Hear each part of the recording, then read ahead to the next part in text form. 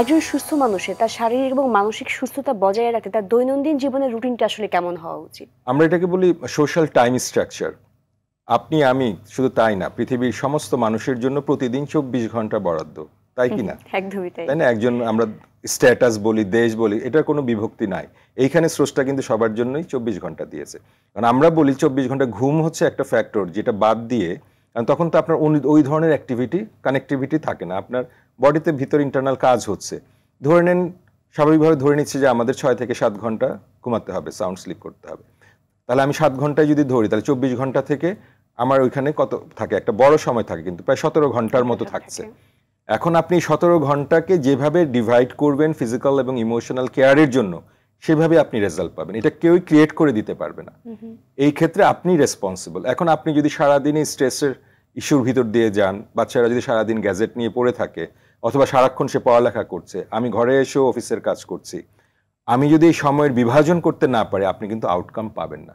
এটা কঠিন হতে পারে কিন্তু সম্ভব। এখানে বলা হচ্ছে আপনি 5-10 মিনিট করে সেগ্রিগেশন করেন। নাম্বার 1, ফিজিক্যাল এবং ইমোশনাল ইনভলভমেন্টের ফলে আমাদের নিউরোট্রান্সমিটার হ্যাপিনেসের হরমোনাল চেঞ্জগুলো হবে। ডোপামিনের কথা যদি আমরা বলি, আপনি সুস্থ খাবারটা হয়তো বা দেখা গেল যে রাতে আমরা একসাথে বসে খেলাম, অন্তত পক্ষে অ্যাটলিস্ট আমি সেইখানে আমার কথা হলো আমার মানসিক স্বাস্থ্যের একটা চাহিদা অন্তত মিটলো। কি হলো যে ওই সময়ের ভিতরেই সময়টাকে কোয়ালিটিফুল করে নিলাম। কথার কথা, আপনি ধরে নেন এক্সারসাইজের জন্য একটা টাইম ফিক্সড করলেন, সেটা আপনার কতটুকু সক্ষমতা আছে। প্রথমেই আমি বলছি 45 মিনিটস, আপনি সেই কঠিনের দিকে না যান, 5 মিনিটস করে আপনি সময়টাকে বের করেন, আপনি ফিজিক্যাল এক্সারসাইজের জন্য সেই সময়টুকু রাখেন, তাহলে আপনার এন্ডোরফিনের সিক্রেশন হচ্ছে কিন্তু। ওকে, আপনি মাইন্ডফুলনেস হওয়ার জন্য একটু নিজের মতো করে রিল্যাক্সেশন করেন। আপনাকে এক্সপার্টের কাছে যেতে হবে না, এখন তো এক্সপার্ট গুগল বাবা আছে, সার্চ করে আপনার উপযোগী, কিন্তু অন্যের উপযোগী, অন্যের ফিটনেস সেটা না, আপনি কোথাতে কমফোর্ট ফিল করেন 5 মিনিট নেন, তাহলে নিলে আপনার ব্রিদিং এক্সারসাইজ করলে আপনার ভিতর থেকে সেরোটোনিন হবে, মুডকে স্ট্যাবল করবে, শরীরটা ফুরফুরে থাকবে। আপনি পরিবারের সাথে সময় ব্যয় করেন, ছোট্ট শিশুদের সাথে খেলাধুলা করেন, তাহলে অক্সিটোসিন নামে একটা হরমোনাল চেঞ্জ হয়।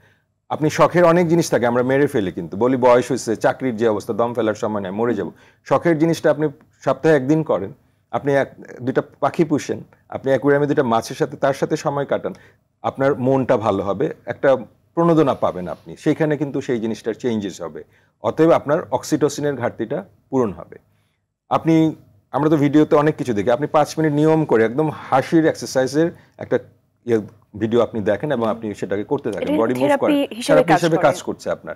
তো আমরা কিন্তু এরকম 5-10 মিনিট, আপনি 17 ঘন্টা বলেছিলাম, আপনি 8 ঘন্টা 10 ঘন্টা জার্নি টার্নি করেও হলেও আমি ধরলাম আপনার 15 ঘন্টায় চলে গেল, তারপরে 2 ঘন্টা, আমি দরকার নাই, আপনি প্রতিদিন 30 মিনিটস দিয়ে শুরু করেন, 5 মিনিটস দিয়ে শুরু করেন, তাও বলবেন যে না সম্ভব না, তাহলে তো আসলে কোনো কিছু করার থাকবে না। প্রায়োরিটি সেট করাটা অনেক, তাহলে টাইম স্ট্রাকচার বলা হয়ে থাকে, এটা একদম সায়েন্টিফিক, আপনি হিসাব নিকাশ একদম বিজ্ঞান ভিত্তিক উপায়ে আপনার হবে। আপনি যেভাবে ঘুম থেকে জেগে উঠে সময়টাকে ব্যয় করবেন, সেইভাবে আপনি রিটার্ন পাবেন আপনার বডির এবং মনের, এবং সেই সমন্বয় কিন্তু আপনাকে করতে হবে। প্রতিদিন 5-10 মিনিটের দুইটাকেই আমাদের গুরুত্ব দিতে হবে।